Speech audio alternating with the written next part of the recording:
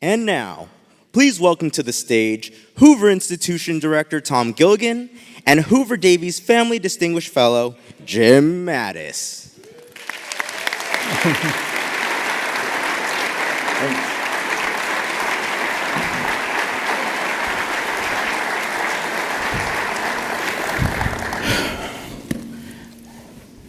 Good afternoon, everyone. Can you hear me okay? Sounds like great.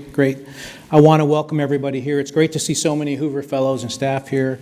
We really appreciate you coming. It's great to see so many students as well. I want to remind the students that we built this room 2 years ago to conduct programming like this, which would make the content of our fellows and their discussions about public policy more accessible to the Stanford community. We hope you can come to subsequent events as well, but thanks for being here today.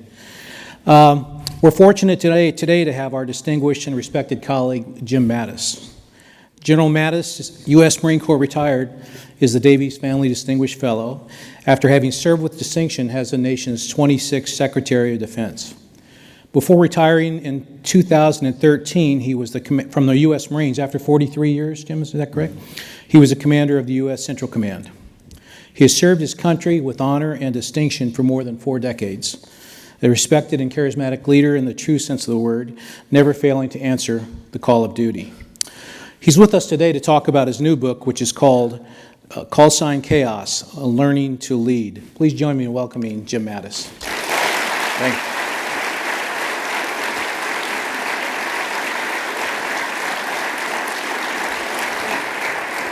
Jim, thanks for being here. Really appreciate it. Thanks for coming back to Hoover, by the way, too. We really appreciate you being here. The book is fundamentally a story about your career in the Marines, and I think it's also a story of leadership and the different leadership styles that you had to adapt and develop over the course of your career in the Marines. The book is broken down into 3 basic ideas: direct leadership, executive leadership, and strategic leadership, and I want to make sure that we touch on all components of those as we go about. Now, the early chapters of your book say a lot about your upbringing and values, the constitution and training of individual Marines, and the unique organizational features and capabilities of the Marine Corps. I'd like to ask you some questions about these topics if I can. The first one is the most interesting, I think. Tell us a little bit about growing up and what about the Marines attracted you to them. Well, what really attracted me to the Marines was I was going to get drafted. I probably wasn't the smartest draft dodger. I ran down and joined the Marines. But I'm from the West. Had a little bit of a Huck Finn kind of growing up on the Columbia River in the Pacific Northwest. Enjoyed the outdoors, enjoyed sports. My family had a library, so I got used to reading. But really, the Marines were sort of a patriotic chore. If I was going to do it, I was going to do it with the Marines. My brother was in Vietnam when I came of age. None of us believed that the draft dodgers would be welcomed home as heroes a few years later. We thought if we dodged the draft, went to Canada or something, we'd end up not coming home for our parents' anniversary or our brother or sister's wedding, something like that. So we went in and we did what was expected of us. I had my whole life planned, by the way. I was going to do my 3 years in the Marines. I was going to come back to my hometown and teach physics and coach football and teach history. And I'd go skiing in the winter and swimming in the summer. And when you make plans, we all know what happens. God laughs. And so he laughed pretty hard on me. Yeah, that's great. The first part of this book I neglected to mention covers the period of the late 60s to about the fall of 2001 and talks about some of the more formative times in the Marine for you. The second chapter of your book is titled Recruit for Attitude, Train for Skill. This is an adage of some modern American companies, by the way. Could you elaborate a bit further on what the attitudes and innate skills essential for a good Marine are? Well, when you look at any environment that a corporation or a university or a military service operates in, it will shape the kind of characteristics you want in the people who are there. A good university will want people who are intellectually sound and curious. A strong football team will want people who want to go out and sweat in a double practice in the August heat, that sort of thing. And in the Marines, a naval force that when landed on a hostile shore cannot retreat or fall back. You've got to go forward. That's a force that prizes initiative and aggressiveness. But more importantly, it's one that, because it engages in close combat, where the veneer gets rubbed off everybody and it reveals the character for what it is. It's one that cannot stomach cynicism or victimhood. Either one of those, if anyone adopts those attitudes, believe me, on a beachhead or in a landing zone, a helicopter landing zone, that kind of person is going to check off very quickly from being concerned with the mission and be concerned about themselves. So Marines aren't victims, Marines aren't cynics. We teach them that they must take responsibility for their choices, but life is about choices. And that kind of character building is based on us trying to find people who want to join the Marines for the intangible benefits. And why? Because we do compete with colleges, we compete with the Army, the Navy, the Air Force, the Coast Guard, and we need people who, if they only want the GI Bill, there's a lot easier way to do it than going through Marine Corps boot camp, if you know what I mean. So the DIs are not there to help you through your midlife crisis, and so it's going to be a rather rough accounting of whether or not you're willing to give 100%. And the Marines would look for people who spiritually were strong enough to give 100% and commit to others being first. In other words, helping others out.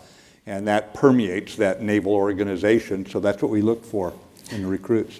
Training is really important too. I was struck in your book by your discussion of the need or the emphasis on broad-based reading for Marines of any rank, really, and specialty. In fact, you have a comprehensive reading list in your book. I've read a few of the books, but not all of them. Can you elaborate a bit more on the importance of generalized knowledge for the proper training of a Marine? Yeah, if I could just take it off a slightly different direction, Tom. Training is what the Marine Corps does for what they know they're going to require you to do. They know you're going to have to know how to shoot a machine gun. They know you're going to have to fly a jet airplane or to do first aid, so they'll train you in all that. Then they educate you for the things they cannot anticipate you're going to get stuck with doing. And it took me a long time, and you can understand now as I look back over it, just to learn how effective that was. But all Marines, when they join, get a certain reading list. All Marines, second lieutenants, privates, they all got to read these books. Then when the young privates make corporal and sergeant, they got a new list of reading books. And when the lieutenants make captain, they got a new list. And pretty soon, as I would look around any group of Marines doing a problem solving or coming up with tactics for tomorrow's patrol, just looking at the ranks, I knew what books they had read, and I could give them a mental model. When I was a direct leader, a lieutenant and captain myself, I could give them a mental model for what we were going to do or not going to do. And it continues. Like when you make general, you get your new stars and they congratulate you. They tell you you're never going to eat poorly again, that sort of thing.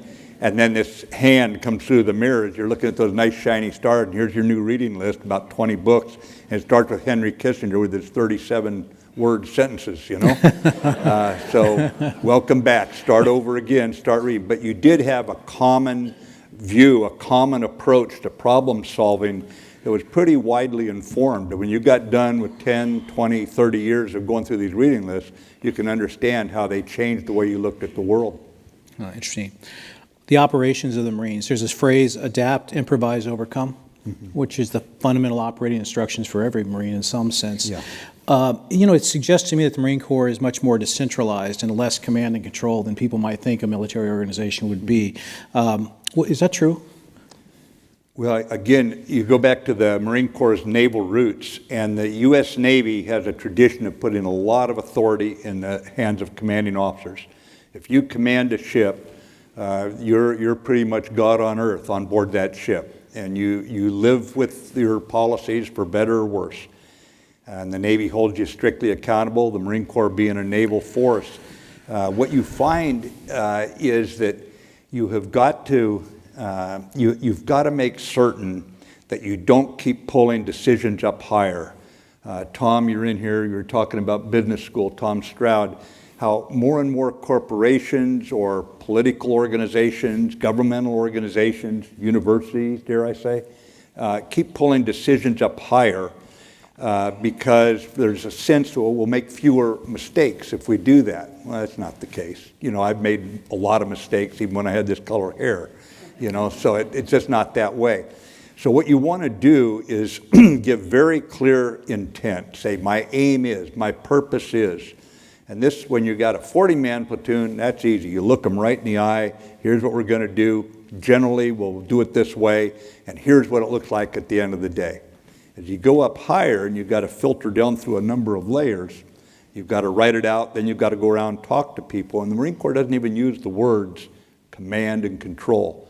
They use command and feedback. In other words, make very clear what you want, train your people well, coach them, go around, clarify and confirm they know what you want, and then you take your hands off the steering wheel and you let the young people that you've trained and coached and educated to take advantage of two things, their initiative and aggressiveness to carry it out.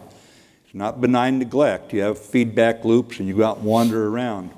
But it's really all about unleashing initiative and aggressiveness, because in the Marine Corps, the spirit and that initiative and aggressiveness is probably the primary weapon system. So after a while, you really learn to trust young people. I was an infantry officer. These are the ones who go into close combat. And in the infantry, named for infant soldier, young soldier, the majority of them aren't old enough to buy a beer legally in California. The little buggers sometimes do it somehow. But most of an assault company may have at most a dozen or 2 dozen people over the age of 21. And those young people have got to be well trained ethically and morally, as well as tactically and strategically at times, because in this age of the information age, one person doing something wrong can really throw a curved ball into the international global audience. So it's a matter of building trust, as Secretary Schultz has taught us all over many years. Trust is the coin of the realm in any organization. It doesn't matter what it is. With it, you can do everything. Without it, you can do darn little. So pushing the decisions down and out is what the Marines do. And the leaders coach intensively and a lot, which brings us to how you got your call sign Chaos. Yeah. You were legendary for writing notes and suggestions to the people underneath your command. How did they respond to those suggestions? Well, what you want to do is you want to get your ideas out there. You want to create a ferment. You want to disturb the status quo. You don't want to destroy it. It's there for a reason. The doctrine has been written in blood, but doctrines also can be the last refuge of the unimaginative. So you don't want people taking refuge in it and it becomes a straitjacket. You want to keep away from regimentation. So I'm down, I was commanding a regiment of 7,500 sailors and Marines out east of here, southeast here in the Mojave Desert. And I had great ideas. I mean, I was doggone brilliant. And I'd go down and I'd go to my operations officer, who had a rather wry sense of humor. He's from Brooklyn. You know what those people are like. And I'd say, God, I got another good idea. You know, when that operation going in, let's add this. And he'd sit there and, And so I'm walking out one day after giving him another just fantastic idea, and I see chaos written on his whiteboard. And I said, what's chaos? What's that mean? And they wouldn't tell me, so I waterboarded him, got it out of him, and the young major explained it meant the colonel has another outstanding suggestion, and it was said tongue in cheek. So you see, in the military, you don't get to choose your own call sign. You get it assigned to you by your subordinates, usually, who determine what they think of you. So I decided I would go along with their suggestion, and I would be called Chaos from then on. When the radio call came, it was always the Chaos. So that's how I got it. And some people thought it was some great, Chinese create chaos in the enemy's mind, which I tried to do. But the fact is, it was my troops making fun of me. You're proud of that call sign, though? No response. 9/11 happens. Yeah. So it's the fall of 2001, and you're in command of Task Force 58. This is about 8,000 sailors and Marines with the amphibious aircraft, refueling aircraft, Harrier fighters, helicopters, etc. And you're given the specific task to go into southern Afghanistan and create troubles for Al-Qaeda, Taliban, people that are there. And it's going very well till late October, when there's a change in the command structure. The whole group gets passed over to the Army. Yeah. And then the success factor of the group drops. What happened at that point in time? Could you help us understand from a leadership point of view how that change in structure affected the performance of the task force. Let me give you a little background. You all remember 9/11, or most of you do. Actually, it's been so long ago, some of our students, honestly, it's been that long of war, probably don't remember all of it. But shortly after the attack on New York and Washington, D.C., and taking the aircraft down in Pennsylvania, I was over in the Middle East, and I was a 1-star, and the 3-star Navy admiral called me in one night, and he said, look, the Army, the Special Forces, and the CIA are moving with the Northern Alliance against Mazar-i-Sharif. They're going to take it. The enemy is falling back on Kabul. And Kabul, the admiral had done his homework. He'd studied history. And the admiral said, Kabul hasn't been held in 600 years. It always falls. So they're going to fall back on their spiritual home, which is Kandahar. He said, if we keep up just a bombing campaign in the south, we're eventually going to hit a mosque or a hospital. He said, can you get the Marines from the Mediterranean and the Pacific Fleet together and go 350 nautical miles inland in the deepest penetrating amphibious assault yet and move against Kandahar? And I said, yeah, I can do that. And he gave me an airplane and told me to go check it out. So I flew up there, flew around one night, and I'm going to tell you, for the young military officers in the room or aspirants, I'm going to tell you how to make 4-stars, so take notes now. Fight enemy generals dumber than a bucket of rocks, okay? Because I looked down, I could see the fighting up north and over near the Pakistani border, and here was this nice, big, dark area south of Kandahar. And at that point, as clearly as I can see you, I didn't care how brave they were, I didn't care how many they were. They'd left the back door open. They couldn't believe that we could go 350 nautical miles in and stab them in the back, put them on the horns of a dilemma. Do they fight up north against what the Army and the CIA was bringing down, or do they fight against the Marines and the sailors from the south? So because of some Marines back in the 1950s who brought in Marine KC-130s, refueler aircraft into our inventory, thanks to Marines in the 1970s who put a third engine on a resupply helicopter, basically a cargo helicopter with a refueling probe, thanks to a boot camp that was extended so that we had actually toughened our troops during the 1990s, seeing the kind of war that could be coming. I could tell that admiral looking right across the table that night and say, yep, I can do that. And so we went in, and this admiral and I would talk every day. He never gave me a written order, by the way. He would have been one fine pirate, I guarantee you. This admiral, he would have had a gold earring in one ear and an eye patch and a big old sword. He was very interested in what I was doing, but he left me alone. The naval tradition, you give the subordinate guy a job, give him what he needs, but leave him alone. And so we went in, we were fighting. And so this is going very, very well. Other nations joined us. We had German troops and Canadian, United Kingdom and Norwegian, New Zealand, Australia, Jordan and Turkey were both there on the ground with us. We're fighting together. And during that period, I switched with the ground side. I still commanded the ships under the admiral. They switched me to Army command and control. And here's where I made a mistake. And the reason you write a book like this is to pass on what you learned, and that includes your mistakes. I did not spend time getting to know my Army commander like I knew this admiral already, like my brother, after 30, 40 days. And so when the word came in from our intel services that Osama bin Laden was in one of 2 valleys, I immediately, that's why I was sent there. So we brought in cold weather gear because we'd be up at 12 to 15,000 feet altitude. Off the ships, we flew that in. We start putting the plan together. We all know what we're going to do. The helicopters are tuned up. They're ready to go. And I keep pumping out the word, we're ready to go. What we were going to do, by the way, I'd studied the Geronimo campaign down here on the border south of us, and the Army had put in heliograph stations along the border. So I was going to put in outposts within sight of each other on those 2 valleys, the only way out to get to Pakistan. And then we were going to push up the valley and we'd get him. But I'd spent no time explaining to the commander what was going on, his staff. The Army is a very staff-oriented organization. That's good to have people like that, especially when the Navy is not. It's a strength to have that different operating style. And so the word never got to him. And basically, bottom line is, I did not do what I should have done in order to open that direct commander-to-commander phone call every day, so he would have known this guy's going to get away if we don't move now. And as you know, he did get away. Eventually the Navy SEALs got him, but it took many, many years afterwards. So that's a lesson that you can't always be looking down and getting cold weather gear and your helicopter ready. When you're at the top of an organization, even if it's a sub-organization, you've got to be looking up too. And I failed to do it, and that I was responsible for that. Interesting. Did the difference in style between leadership in the Army versus the Navy Marines have anything to do with this as well?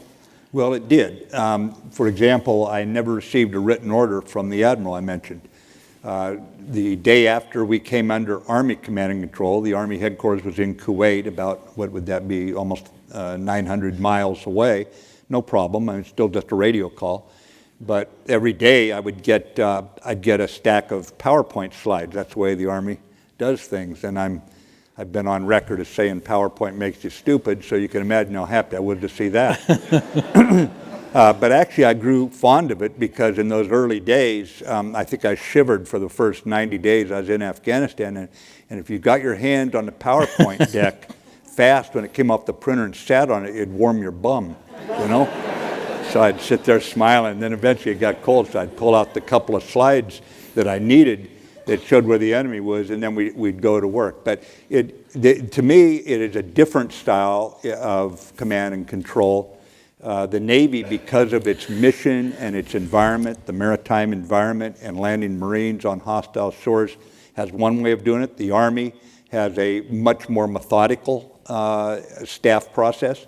That's a strength for the United States to have both those staff processes and apply them as we see fit. The Air Force has got a different form of centralized command and control called the CAOC, an actual physical entity. And so I think this is one of the strengths of the U.S. military, having very strong service cultures. You don't want the Marines trying to act like the Army or the Army like the Air Force. This is good for us to have these differences. Got it. The second part of your book, Jim, is entitled Executive Leadership. It covers the time period roughly 2002 to 2009, starts in Iraq, ends with you leading NATO and joint forces. In the spring of 2002, so just a few months after the story you just told, you're put in charge of the 1st Marine Division and asked to prepare the division both, I guess, physically and develop doctrine to fight a war in Iraq. Could you talk a little bit about what the 1st Marine Division is and how you went about satisfying those goals? Yeah, they're California Marines and sailors down the road here at Camp Pendleton and 29 Palms down south. But basically I was brought out of Afghanistan, got back to Camp Pendleton, they told me what I was going to do. And so the first thing I did was I stopped all unnecessary reports and that sort of thing.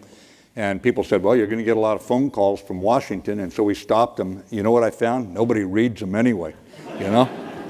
So all we did was we just prepared to deploy, and we prepared with chemical suits because we all did believe he had the various, the chemical weapons, not just the United States.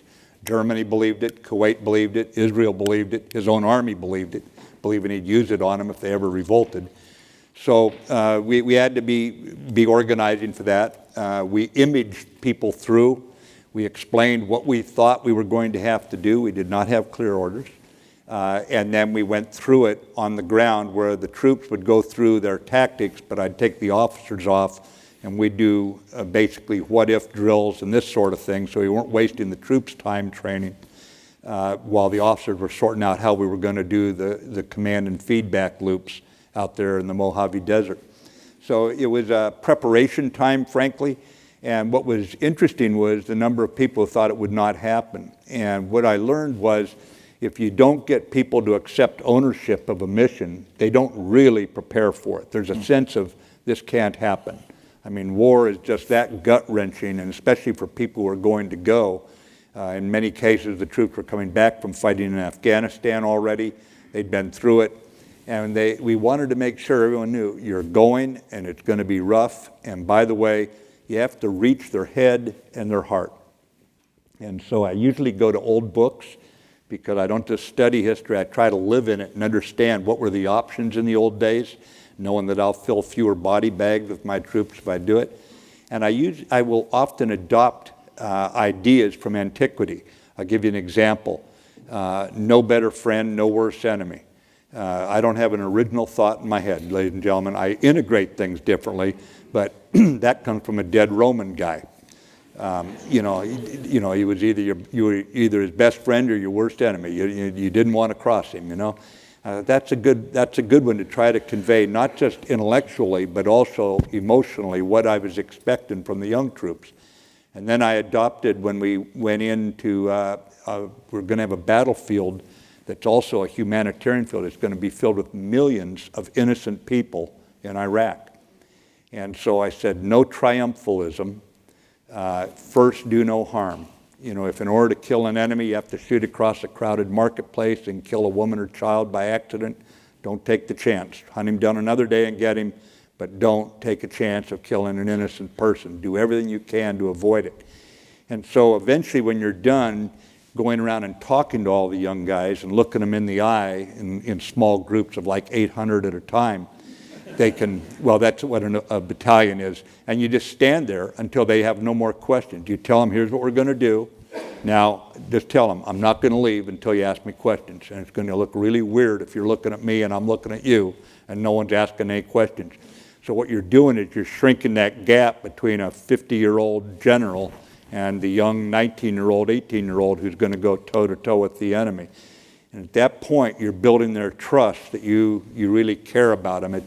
It's always interesting that you know what you're doing, but the troops don't care how much you know until they know you care about them. And you've got to be very, very careful, because an organization like the Marine Corps that demands so much from very, very young leaders, you can let your passion for excellence get way out in front of your compassion for them as human beings. And into that gap can come some real problems as troops feel like you're disenfranchised from your troops. And when they feel that, when that gap grows, that's when bad things can happen in the front lines. So the 1st Marine Division is about 20,000 people, is that right? 23,000. So you can't really talk to all of them. Now you're running organizations with scale and scope that are quite interesting, and keeping that gap closed depends on really intimate communication to a lot of people. You have these famous letters, these commanding general letter of intent in 2003, 2004. Could you talk about those letters themselves, and were they unique to you, or did every commanding general pass out letters before a campaign? Well, I don't think it was unique to me. I can't speak for others. Pretty consumed with my own responsibilities during, you can imagine that period during California and having to mount out all those troops and get their gear and them over there. But the letters were sent, ladies and gentlemen, because I knew that some of these guys were going to be, we were going to lose some killed, but many more were going to be wounded. And those guys, when they medevac, would probably lose just about everything except their wallet. The wallet goes with them. Their uniform gets cut off them. They're put on a plane and they're back in the States or Germany very quickly. I want them to have something that they could carry with them. So they all got a one-page letter that said, here's what we're going to do. And we're going to stick together and this sort of thing. And the letter's in the book, I won't go into it. But the idea was that years later they could pull that thing out and say, hey, when I was a Marine once and young, there's what I was doing. Because I'd seen people come home from Vietnam, and I wasn't in Vietnam, but I joined in 1969, I was still in college, and they never had anything that they really took into the fight with them that came out with them if they'd been wounded and all. So I wanted to have something that impacted 23,000, and I did talk to all of them in those 800-man groups. And sometimes I'd fire questions at them if they were a little shy of talking, as they could be because of the rank differential. But also I wanted them to have something that they could hold on to and read again, and they would. I knew they would, because when you're out there's nothing else to read, So I would dominate their thinking, at least that way. But remind them that we weren't there to take over a country. We're there to free it from Saddam. And for however the mission went, whether or not, as some of you know, the military did not recommend that we invade Iraq. The senior generals who opposed the idea or recommended against it were retired early. And bottom line was, in America, we keep faith with the Constitution, civilian leadership over the military. And when you're ordered to do something, it's not called a like, it's called an order. So you go off and you do it as ethically and as operationally soundly as you possibly can. that letter was there to reinforce those points. Yeah. I mean, the letters are interesting in my view. I don't have them with me right now, but I remember there's some normative statements about protecting their own integrity. It really guides soldiers about what's right to do, what's wrong to do in these kind of contexts. I would imagine they found it very useful, particularly in that ambiguous situation. Communicating up the chain. Earlier, you graded yourself harshly on your ability to communicate with your Army commander, and we missed the opportunity in Bora Bora to get Osama bin Laden. You do it later as well with respect to not communicating the necessity that Marines have to fight offensively rather than defensively in Fallujah and places like that. You also, and several times in the book, really comment on the lack of a specifically articulated policy for conducting operations in Iraq or ambiguity about it. And you talk about how that ambiguity grows the longer we stayed in Iraq. Could you help us understand the challenges of high-level communications in these type settings and where we were at in Iraq in the 2003 to 5 time period? Well, if you go back to Desert Shield, Desert Storm, you'll remember in the early days of August of, 1990, in the hot days in the Middle East, the Iraqi army takes over Kuwait, invades and conquers it quickly in a surprise attack. And President George H.W. Bush says, "This will not stand." And then he worked the phones and he got we had allies everywhere. I fought alongside Mujahideen there, Syrian army, believe it or not. Who would believe that today? Right next to us and all. And we fought, and when we kicked them out of Kuwait, there were people on the political right in America who said, "Keep going, get rid of Saddam." And President Bush, H.W. Bush said, "No, we're not going to do that. This coalition will fall apart." We put it together, promising the British and the French and all these other nations, Italians, Egyptians, Syrians, Saudis, whatever, that we were there to free Kuwait. And we're not going to have mission creep. And besides, Saddam is, whether we like him or not, a block to the Iranians. So strategic thinking at times at that level, they're not good options. You couldn't make a moral argument to leave Saddam in power. Could we have dumped him then? Of course we could have. We could have kept right on going to Baghdad. We didn't do it. Now, compare that to the lack of clarity, unfortunately, we had going into Iraq. When we crossed the line of departure, ladies and gentlemen, going into Iraq on the invasion in 2003, we did not know if we were going to Baghdad or just as far as the southern oil fields, so he couldn't blow them up and pollute the place like he'd done once before. In other words, just seize those. Once we got going, we'd get more orders to keep going. So writing your intent and getting it out to everybody so they know what it is you're trying to do is very challenging in that circumstance. Challenging, but again, Marines aren't victims. You choose. How do we choose best to lead these guys into that uncertainty? And so we put the planning together, and you communicate it in such a way that the troops know that things are going to unfold with surprises in it, and then they take it in stride. And it's really not all that difficult. Once you get them up to a level of trust and you explain what's going on and why the president couldn't say if we're going further, just in case the UN was successful in getting their inspectors back in. They'd been blocked by Saddam, who was trying to fake like he had chemical weapons. He did it by throwing out the UN inspectors. Had they gone back in, we might have stopped right then. So, okay, that's far enough. They're going back in. So you have to deal with those realities. The civilians want some ambiguity at times, because in ambiguity could be an opportunity to stop a fight or delay something. The military always wants no ambiguity. We would like absolutely no ambiguity on a mission. It's understandable. But remember, as you try to balance those two polarities, the civilians are in charge. You don't want the military making the top level decisions. That's not what the military in a democracy does. Interesting. Executive leadership often involves holding people accountable for their performance.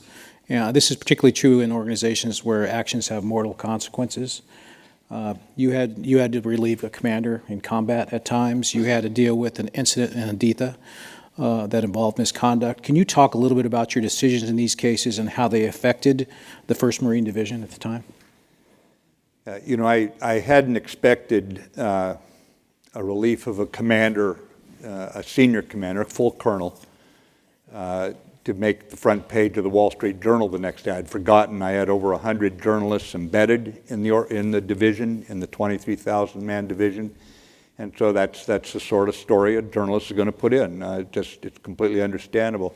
But what happened, and this officer was a friend of mine. He was a full colonel. He was a well-schooled officer.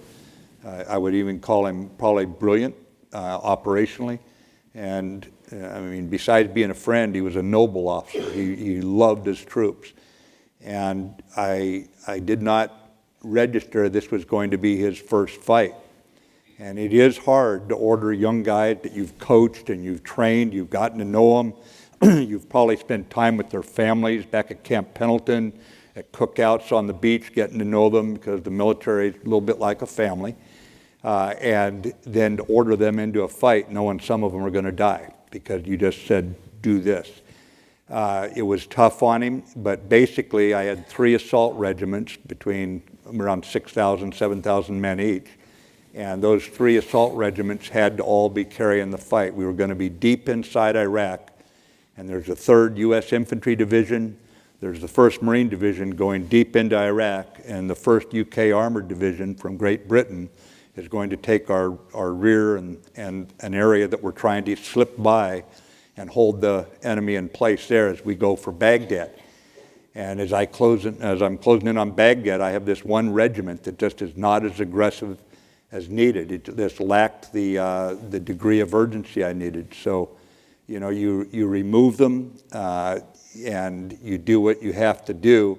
It's not a pleasant thing, and the reason I put it into the book, knowing it would be further salt in the wound for this man and his family, is that we so seldom write about these things in the human aspect of maintaining managerial integrity over an attack where if only 2 or 3 regiments are carrying the weight of it, those 2 are carrying more weight because the enemy's getting a little bit of a buy on another front. And we were spread over about 75-kilometer front, and we're deep inside a country that I'd read what happened to the British with a division in this area in World War I, and they'd lost the division. The division was surrounded, wiped out, or taken prisoner. So it's a much more serious issue. Many of you in this room think, well, of course the Americans win. We always win.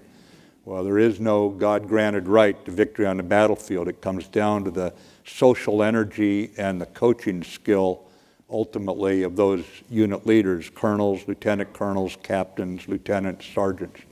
And so you have to do it. With Haditha, it was different, ladies and gentlemen. There, a very popular young Marine had been killed and others wounded by an IED blast. They were under fire. They cleared some houses. In some cases, people were in some of the houses. Innocent people were killed. The Marines themselves were called juiced up Rambos, I think. In the newspapers back here, had a congressman say they were cold-blooded killers. So when I took over that unit, this is years later now, and now I command 45,000 troops. I was the disposition authority. Those are just big words to say you're going to decide to court-martial them or not. And I went through and I read, it took me almost 6 months to read over 9,000 pages of investigations. I mean, the boxes that brought in the investigation had binders, and there were multiple boxes. Every weekend, every long trip to and from the Middle East, where I also commanded 25,000 troops, I'm reading this. And so I dismissed the charges on many of the young men, not all of them, but most of them. They did the best they could under those conditions. And I got a phone call when it came out publicly I'd done it, to come to Washington and explain to a certain congressman. And I said, yep, I'll be there on the next flight. And by the way, I read 9,000 pages. I'm sure we're going to have a good conversation. I'm sure the congressman has too. And I got a call 15 minutes later saying he didn't want to see me. I said, well, I want to see him, if he has some questions. He said, no need. But my point is, you got to stand by troops. You can't criminalize every mistake. And what am I saying here? That leaders have to know the difference between a mistake and a lack of discipline. and you can't criminalize mistakes on a battlefield, and you should be very slow in any organization to have a pejorative for mistakes. Usually I thought, since I could command the 1st Marine Division, for example, in 15 minutes a day, what I did the rest of the day was coach them. And if someone made a mistake, generally I think the coach needs to look in the mirror and say, I need to do a better job of coaching. That's the solution. It's not to come down hard on a 19-year-old who with 3 seconds to make a decision made a mistake when his life's at risk. So if it's a lack of discipline, no reservation. It's the naval service, as we used to say, if you run the ship on the rocks, you're gonna stand for it. You're gonna be held accountable. And you can't have undisciplined units. So you got to have very firm discipline, but a mistake is not a lack of discipline. A mistake is human, and you got to coach them better.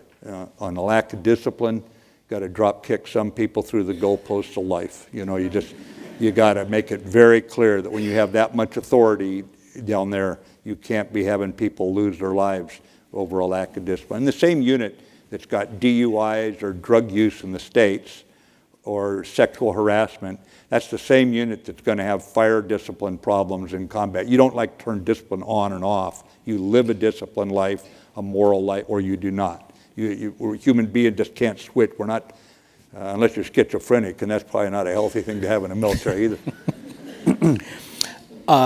You talked a little bit about journalism and newspapers, and I guess the relationship between the free press and the military is always a difficult one to manage. In the book, there were several times where you basically said you had to communicate to deal with counter-narratives, narratives about the nature of your adversary, stories that are exemplified by the so-called wedding party that your troops attacked in May 2004. How did you think about the relationship with the press during Iraq at this point in time?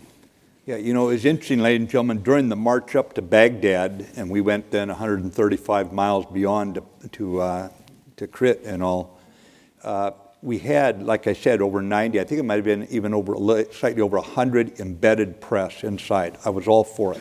No reservations whatsoever. They're sprinkled all through the organization. And to show how it helps you, after we'd come back from Iraq, someone who showed up later somehow got in his mind that we had just shot people up on one of the routes of advance. And, you know, the lawyers are in there with my public affairs officer. Well, what are we going to say about this? And we investigated. It's not true. We didn't have to say a word because the reporters who'd been with that unit came out and said, that didn't happen. I was there. That didn't happen. And at times, you can even find it being something that reinforces, in other words, the moral purpose of what we tried to do. But at the same time, stories are going to get told. We got stopped deep inside Fallujah by some bad stories, fake stories, really fake. I mean, showing artillery fire being fired into a city where we had not fired one artillery round. That was footage that was drawn from another city elsewhere that had nothing to do with the Marines. And then it was portrayed as being the city we were attacking. But with the wedding party, what was interesting there was the willingness of many people to believe the worst about our troops. And there you cannot turn this over as the CEO or the president of the university or the coach of the football team to your public affairs people who handle the normal game scores or all the other things that go out in a normal day. This is when the leaders got to step forward. And what had happened, we'd watch this enemy unit going up and down the Syrian border trying to find the best way to get inside Iraq. They were well trained. They're foreign fighters, and they're going into Baghdad. They were on their way there to start setting off bombs and all in Baghdad. Our job was to stop them. So we'd followed them. We were all ready for them. And one night, I'd just gone to bed, and my ops officer and intel officer came on and said, they're across. They're 5 miles inside Iraq. And I said, just as fast as I told you, I said, okay, go. Because it's a big operation. We're going to strip other things, so that it needed my authority on this one because we're going to leave a lot of Marines in jeopardy. So the F-18s went up into the tankers and got a full load of gas, and the helicopters started turning. The Army Special Forces got on board. The Marine Light Reconnaissance units took off to seal off the area. Bombs hit them, bombed them. The Army Special Forces went in and scooped up all the intelligence and all. It was a wonderful hit, and it took care of all of them. and we pulled out of there. It was not a safe area to keep the Marines there. They would have been outnumbered along that border. And we got back, and then out comes this, the enemy has learned the value of the press, and they started putting out this word that a wedding party had been hit. And so basically, the inspection team comes in, they give you your rights to remain silent. What are you suspected of? 26 counts of murder. It's not pleasant, that sort of thing. But it was interesting to watch it unfold. And then eventually they come back and they interview me and they say, well, they already knew the answer. How many hours of thought did you put into this decision to strike them? They already knew how much I'd been woken up and was there.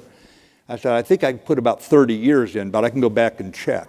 My point is, at that time, you as a leader have to make a decision in the time you have, or they're going to get in. And when they get in, there's going to be a lot of dead innocent Iraqis down in Baghdad town if they get through the screen line, because you couldn't be everywhere. We just didn't have enough troops. So at times what you have to do, ladies and gentlemen, is you have to recognize the press has a role. You should support the role, but you also have to be right up front. I say, hey, 26 military-age males, no women, and there's some sheep there. Maybe I should have been concerned about the sheep, but it weren't no wedding party, okay, folks? Just forget that little story. And then eventually the thing goes away. The problem is this. Many people still ask me about that. I was brought home to be promoted again, and the Senate held up my promotion because they thought that I had been involved in this, and the clearance of it doesn't get anywhere near the attention that the first news that somehow that word hadn't gotten out, that it was taken care of. And so the story that lasts long, I'm still asked about the wedding party that we killed today. I was just asked about it last week on the East Coast. Show you how these stories have legs. So it's just something you have to deal with in the information age. Yeah, amazing. The last part of the book, Jim, is about strategic leadership, and this encapsulates your experience as a leader of the U.S. Central Command. Tell us a little bit about what the U.S. Central Command is and what parts of the world are under its purview.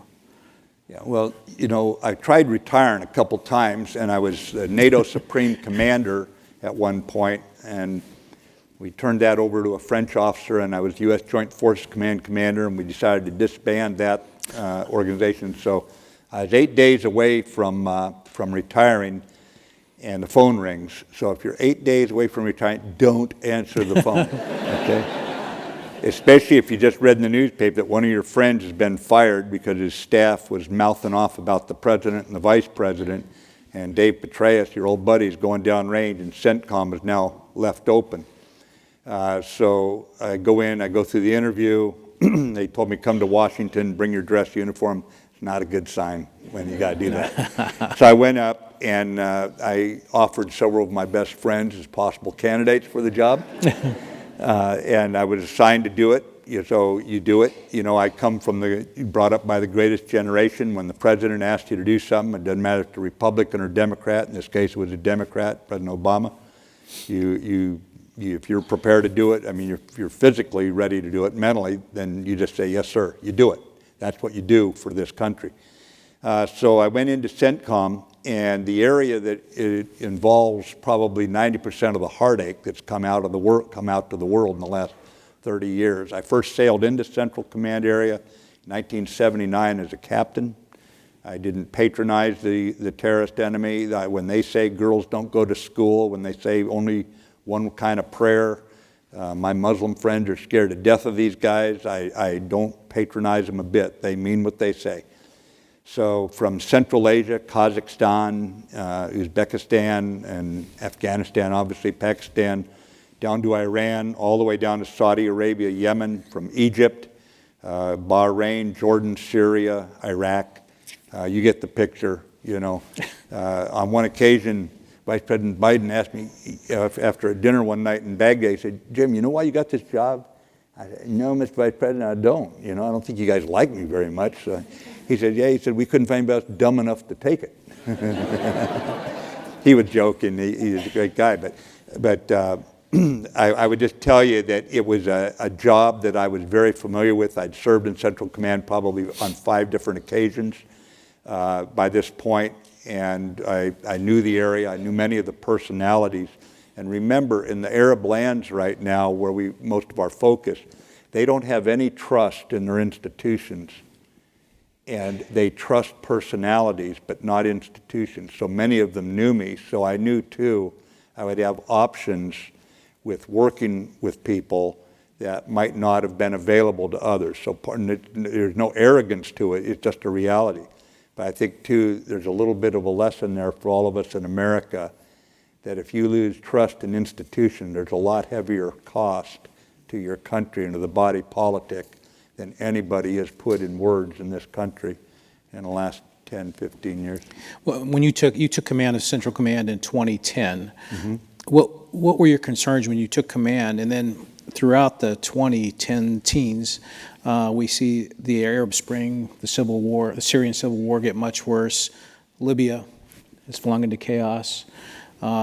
There's a lot of troubles there, and it's pretty clear that the U.S. strategy is not fully articulated or well understood, and you were in charge in some sense of helping develop that or understand that. How do you think about the strategic leadership challenges of that region during that period of time?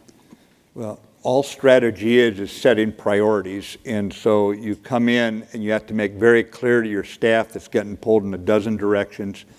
You have officers who work 7 days a week and enlisted NCOs who haven't seen their kid play baseball the entire season at the end of the season because they're working so hard. And you have to set priorities. They can't be pulled in 100 directions. You tell them, anything that the two field commanders, General Austin in Iraq and General Petraeus in Afghanistan need, we get it to them by the time they need it. And if you can't do that, that comes up to me. That then becomes a corporate level decision if we can't do it. So right away, because you don't have stress, you create it as a commanding general, okay? They know that's a priority. Get with them what they need. Then you have other little fights going on where we're helping locals do the fighting in a number of other places, and those need a lot of sensitive talk with the young officers, mostly colonels and Navy captains who are in charge of those, because in those areas the Congress takes a lot more interest, there's a lot more oversight, this sort of thing, and you've got to know what's going on so you can be immediately responsive to your board of directors, also known as the Congress, because one area of the Congress that is very bipartisan is the House and Senate Armed Service Committees. They work together, they are helpful, the oversight they give is appropriate. Once in a while I'd have disagreements with some element, but overall it is a very, very strong and trusted relationship between the Armed Service Committees and the Pentagon. I think that by and large, the strategy we had to settle on was one that accepted terrorism as an ambient threat. Remember that in 1984, I think in 87, Secretary Schultz, when did you give the New York speech, sir? 84. I was right the first time. He gave a speech in New York City, and he said, the terrorists are coming. They're going to kill some of our people if we don't stop them. We're going to lose troops. And this is 17 years before New York City, where he's given the speech, is hit in the 9/11 attack. So we were going to have to deal with terrorism, but what we had to do is what Condoleezza Rice taught us as young officers: you must work by, with, and through allies. You do things with allies, not to allies. Very, very interesting approach. So I went out, and I like reading how other people with big responsibilities handled it. George Washington had a very monotonous way of leading, and it worked magnificently, because he took a revolutionary army of state militias and all and turned it where free men say, I don't listen to anybody, I don't obey anybody, and turned it over years into a disciplined organization that with French help humbled the redcoats that would defeat Napoleon a few years later. It was no small thing. We had a continental army before we had a United States of America. But his approach was listen and learn, lead and help. So I went out there right away on a listening tour to see all my old buddies. Some of them had been majors when I was a captain. Now they're 4 stars and I am. Others were crown princes and now they're called His Majesty, things like that. But I could talk with them, I could listen to them. I'd say, I need to know how you look at the world. And then I was there to learn from them. I'd only ask them questions. And then I'd ask them what we could do to help them. And then I would apply leadership in a persuasive way, not a commanding or demanding way. So listen and learn, you're showing respect for others, and you're building trust. Without trust, you can't do anything. They won't even hear what you're saying. They'll look at you, you're talking, they're not even hearing without trust. So listen and learn, then you help them, and now you start building that synergy. And at that point, you can start leading. So it was just a matter of dealing with a pretty unsavory time and somewhat a strategy-free situation in terms of what did we want it to look like at the end. So you give input to that and just keep working it forward piece by piece. Got it. I'm going to ask one more question, and then we're going to turn it over to the audience. The way we'd like to work this is that there are 2 microphones. If you will just queue up and ask Jim a question, a brief question, so that everybody can ask as many questions as possible would be great. So go ahead and start to line up if you'd like.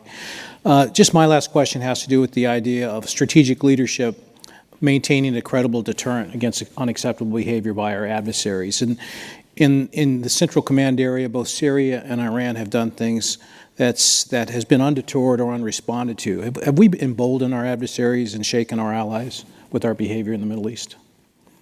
I think an argument can be made that we have not reassured our friends. There were numerous, I would call them the moderate Arab regimes out there that cautioned us about going into Iraq. They felt that they were not listened to in 2002, 2003.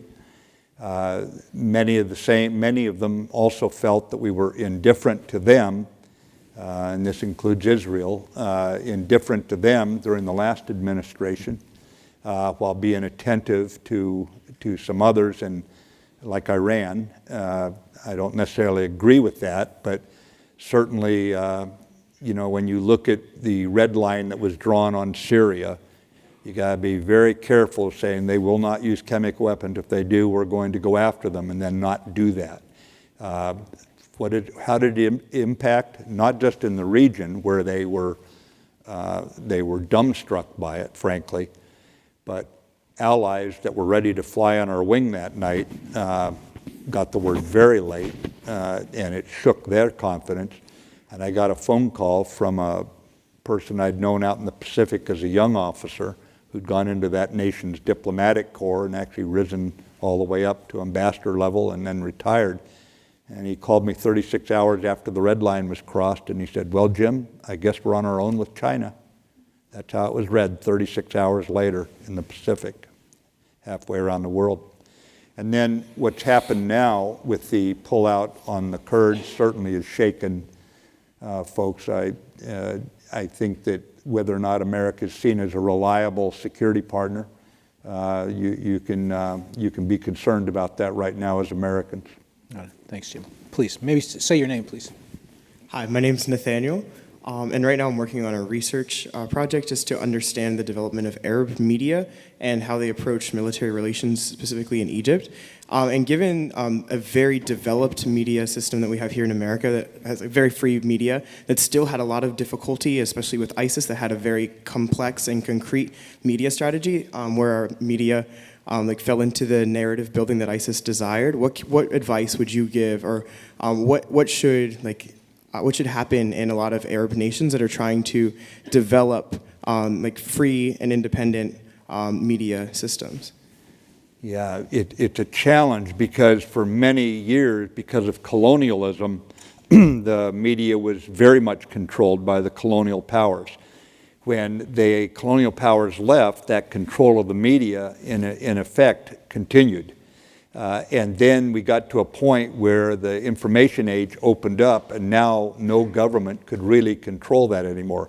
They could try. I know the Iranians try very hard to do it, and other nations do as well.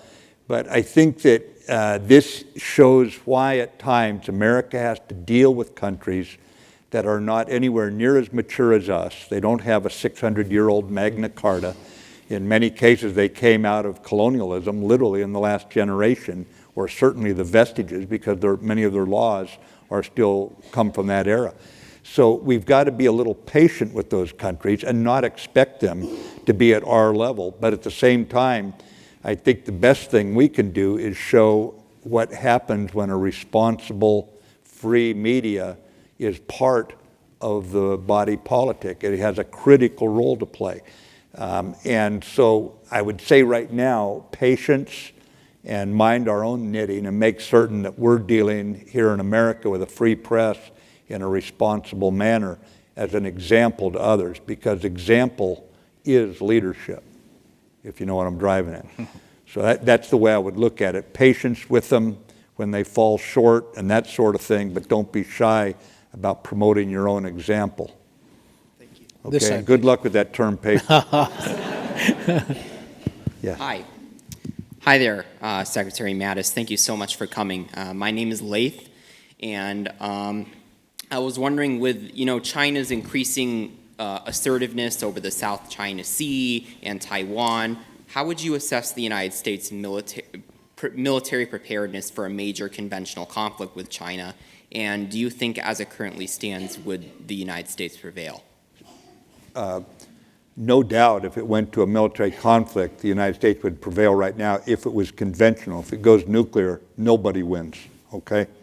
But that edge that we have has eroded significantly, and it would be a longer and tougher fight today. However, the more important question that overlays what you're saying is, how are we going to conduct our interaction with China as China rises? China has a lot of problems. And I was talking to my counterpart in Beijing and then in Washington. I got to know him relatively well, quite well actually. And I said, we're going to have to figure out how two nuclear-armed powers, when they step on each other's toes, how they're going to manage that relationship. That's the most important thing we can do.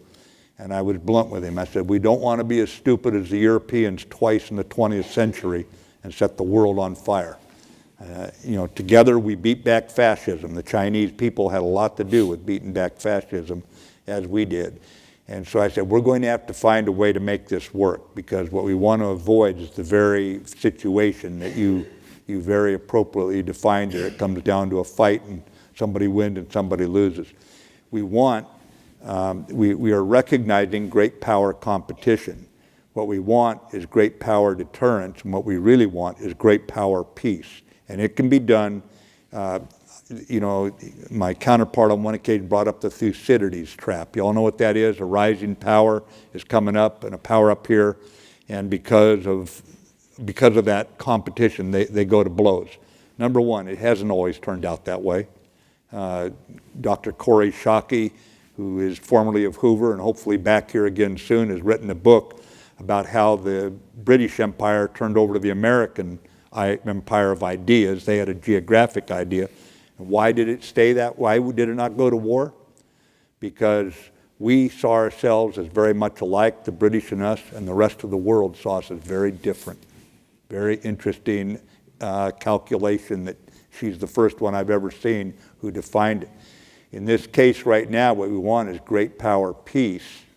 And we're going to have to find a way. I told my counterpart, Thucydides was a very bright boy. He would not have written the same book in a nuclear age. Okay? Thank you. Hi, I'm Fiorella, and I study philosophy and math. I was wondering if you could comment on the issue of centralization in the military with identity politics and what you said about not allowing your passion for excellence to get in front of your troops.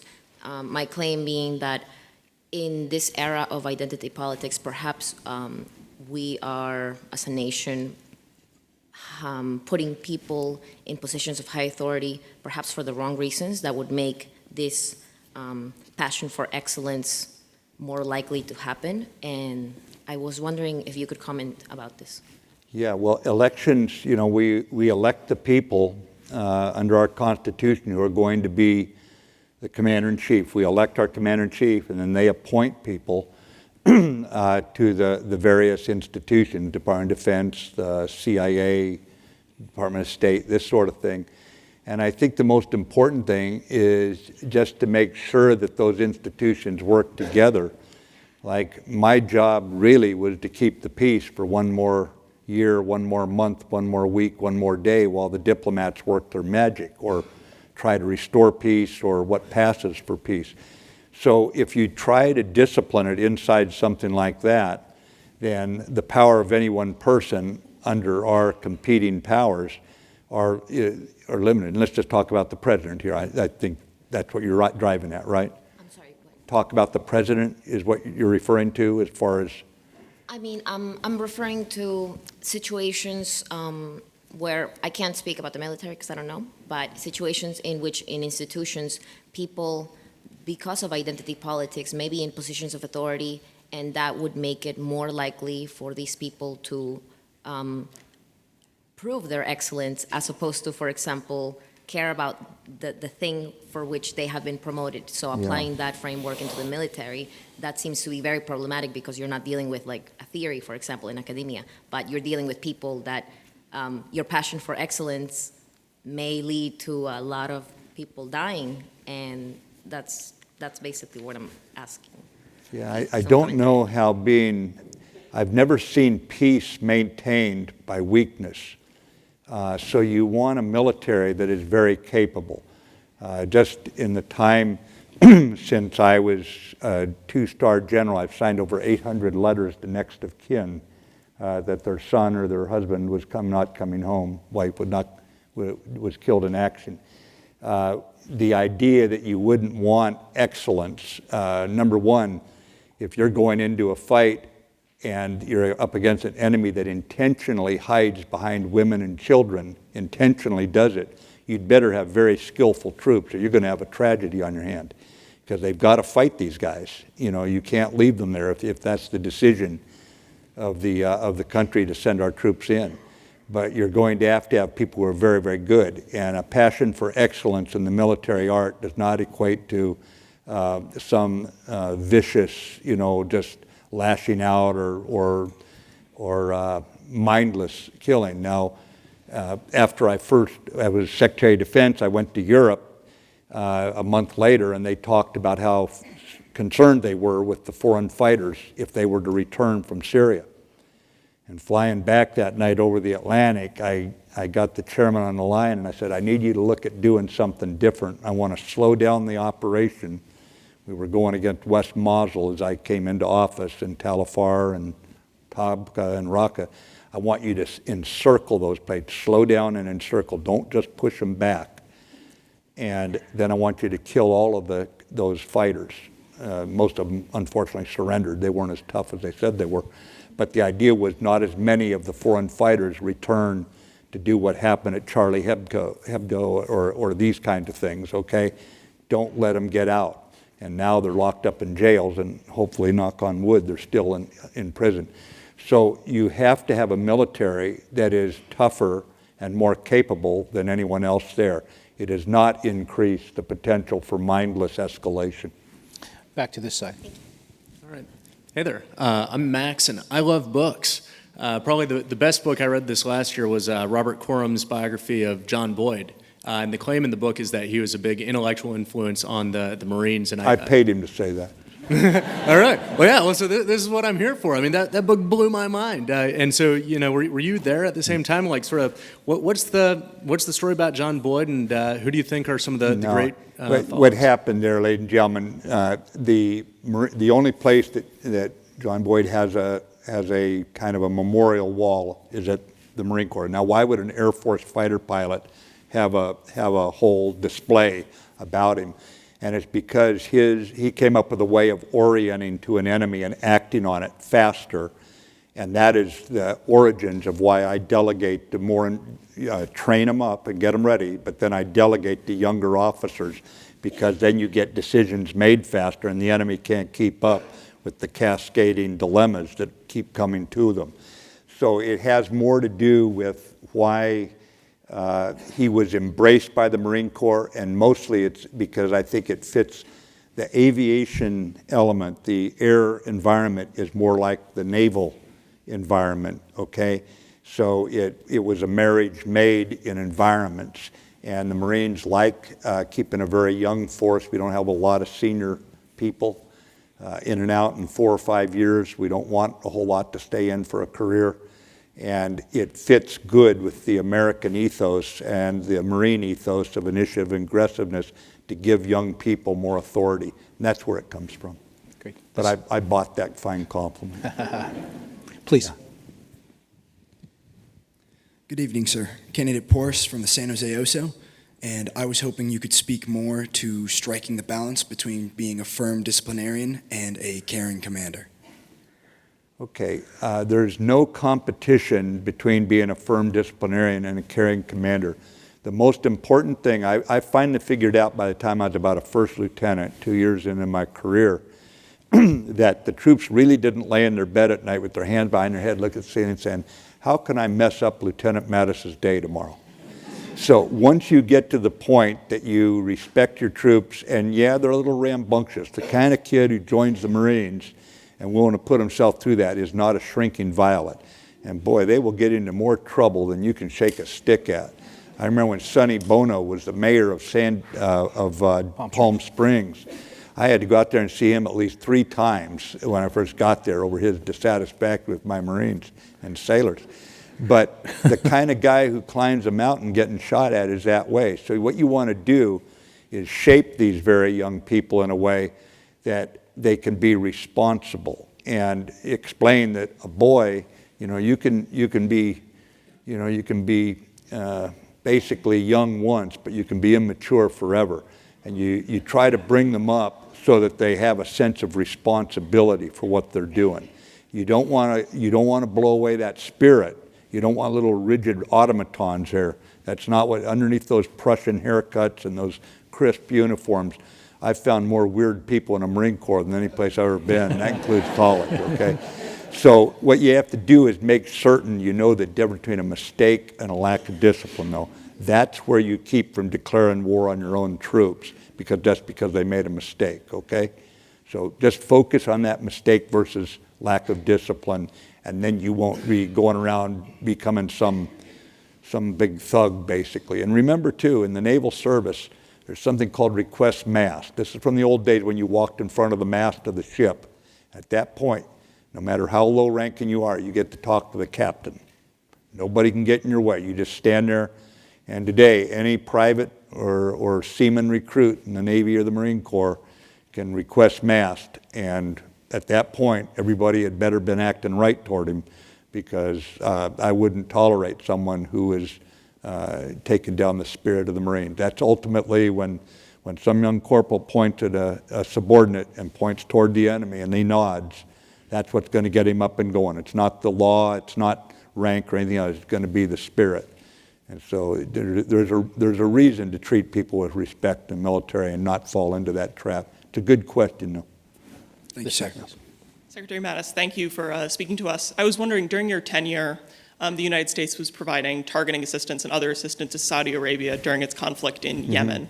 Obviously, Saudi Arabia has been accused, and convincingly, of war crimes in that conflict hitting civilian targets.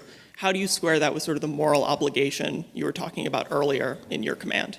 Yeah, it's a great question. Basically, there's down in Yemen, you've got an Iranian-supported, to some degree, Houthi rebellion going on. It dumped the UN-recognized government, and we've been trying to force this into a UN-brokered peace. We finally, just a year and a half ago, got a British fellow in who is a very effective diplomat, and for the first time we've got a chance now of actually ending this fight. But in the midst of this fight, Saudi Arabia was getting shelled. Its communities along the border were getting hit. And how long would we take that if over the border, missiles are coming in and landing in the town square in San Diego? It's probably not too long. So they went in to fight. The United Arab Emirates came in with them. The United Arab Emirates has a very professional military. Their pilots are good. They fly in Nevada. They've been training alongside us. Their army can fight. They train with our Marines in the Mojave Desert. They're disciplined. They're very attentive. The Saudi military is nowhere near as capable by their own admission. And they're trying to do Patriot air defense against the missiles. They're trying to send their troops in to push the Houthis away from the border. That's been unsuccessful. So guess what they did? They started going with the bombing. We were not helping them initially. Then they started hitting civilians. We sent in people to teach them how to do collateral damage estimates. In other words, this is why are we so good? It's not just because the pilot can hit what they're aiming at. It's because we go in and we show if you drop this bomb here, here's what is potentially going to happen to innocent people at this school next door, something like this. And pretty soon you can discipline it so they're not taking those shots. Our goal was to try to reduce these and to say that, well, if we just pulled out all of our support, then that would be better. That would be emotionally satisfying. Unfortunately, more people would die, innocent people would die. So what happens when you get to the top of the strategic totem pole, Tom, you and I were talking earlier about this, you get the choice between two bad options. If it's a good option, ladies and gentlemen, it's settled probably at a lower level. They know how to handle it. When it's two bad options, you end up trying to do what you can, and then you just keep checking your assumptions to see if it's working or not. But it's a crummy neighborhood, and it's a maddening war. We almost had it to the peace table, and by the way, it was MBS who ordered the Hadi government to go to Sweden and be there, believe it or not. Had he not, the very guy that many of our people are most focused on and dislike, for very good reason probably, he was the one who saved last year's chance for peace, and we came very, very close, and based on that, we're even closer now. But it's been a maddening war, and your question is 100% appropriate for us. But I can't give you a better answer than that. Thank you. This side. Thank you so much for coming. My name's Natasha. Earlier when you were speaking about the relationship between... Wow. Wow, I caught it. Good hand, Natasha. Powerful voice. When you were speaking about the relationship between the media and the military, you mentioned how willing the public was to turn on the military at the first sign of some wrongdoing. I was wondering if you could speak a bit to why this disconnect exists, what its implications are, and how we reconcile the divide. Yeah, it's an interesting question. What Natasha is bringing up is why are we so apt to believe something negative when it first comes out and we can't really recover on that incident? We are still maintaining the confidence, I think, of the American people at a pretty high level for the institutions. Year on year, the military has the highest level of trust from the American people of any big institutions, corporations, clergy, Supreme Court, that sort of thing. But why it happens, I think, is because negative thought will always sound more critical, more intelligent. It's one thing to say, yeah, I agree, something's going on. But someone who can come in and say, no, something's wrong here, will often sound better. Further, we're not the perfect guys. We're the good guys, but we're not the perfect guys. So we screw things up at times because we're a human organization. We drop the bomb in the wrong place. We have someone who breaks our standards, something like that. So it's how do you get to a point where facts govern? And we're living in an era when it's increasingly difficult to come up with facts, especially if you're selecting which news channel you're listening to. And you can find one that will absolutely never contradict you. It'll just reinforce your view. But I think overall what it is just that war is such a crummy thing that there's going to be things that go wrong.